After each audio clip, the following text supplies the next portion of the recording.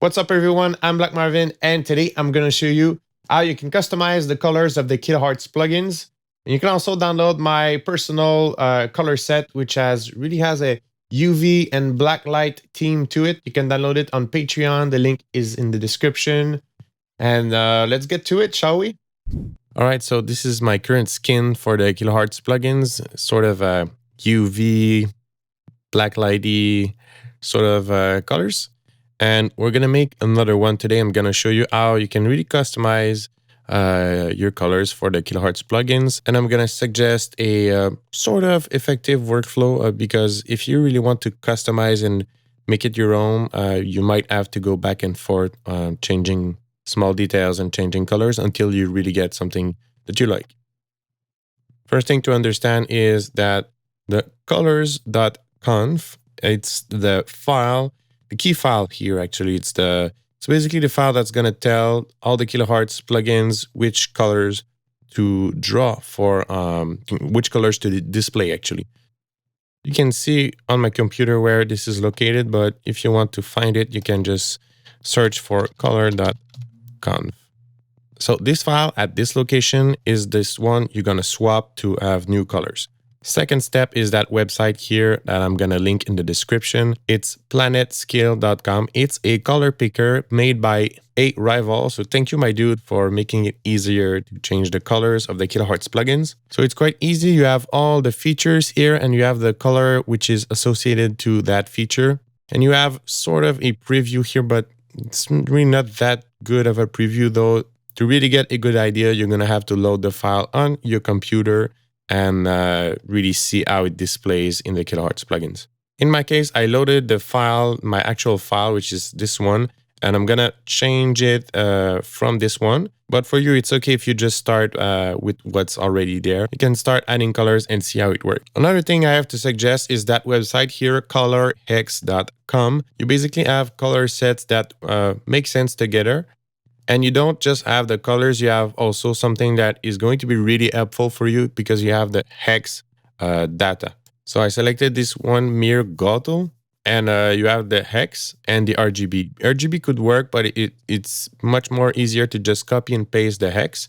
So I'm going to make an example of the template here. I'm pretty sure I'm going to end up loving mine more, but it's going to show you the process and then you can do this until you get something you're satisfied with. So the color that is more present is the active one. So I'm going to start and select that pink for the active. The active color is basically this one, the blue teal one. And then for the passive, I will use this one, maybe.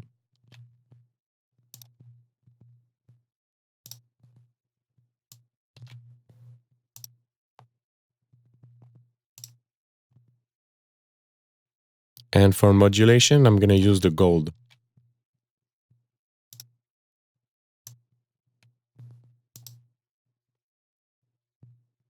Honestly, I don't really know how it's going to end up, but let's see.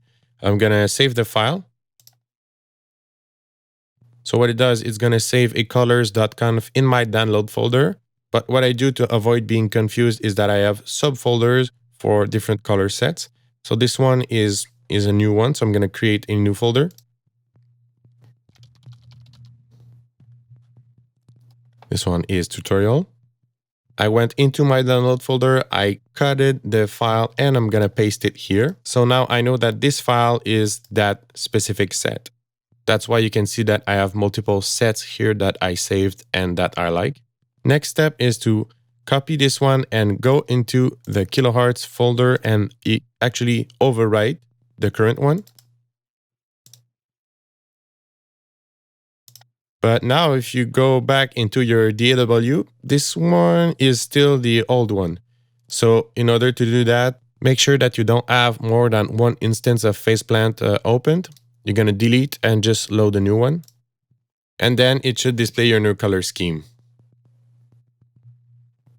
In this case, I'm not so sure about the gold, but I like some colors. So what I would do, I would just go back into the editor and change it and go back and forth until I'm satisfied.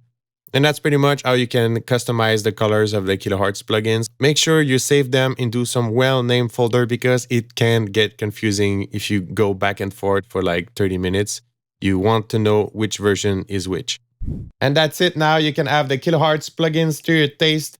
If you enjoyed the video, don't forget to like and subscribe. I put a lot of content related to the Kilohearts plugins. I think it's an amazing plugin system, and there's much more to come. So if you want all those nice sound design tips and also design tips, apparently, so make sure you subscribe. You don't miss that. Until then, I will see you in another video. Cheers.